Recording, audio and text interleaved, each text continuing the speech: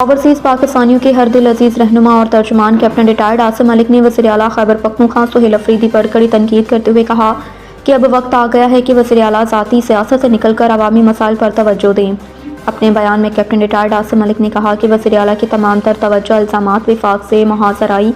और अवाम को झूठे ख्वाब दिखाने पर मरकूज़ हैं, जबकि सूबे की हकीकी मसाइल अक्सर नज़रअंदाज किए जा रहे हैं। सुहेल अफरीदी की हुकूमत क़याम अमन, रोज़गार, खुशहाली और तरक्की के लिए कोई ठोस और मौसर इक़दामात करने में मुकम्मल तौर पर नाकाम हो चुकी है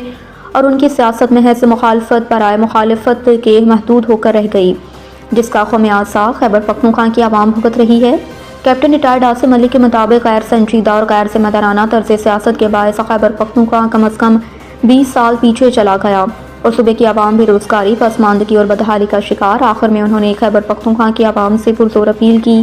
कि अपने मुस्तक़बिल का फ़ैसला होशो हवास से करें और ऐसे अनासर को मुस्तरद करें जो अवामी हकूक़ की बजाय सिर्फ ज़ाती मफादात की सियासत कर रहे हैं।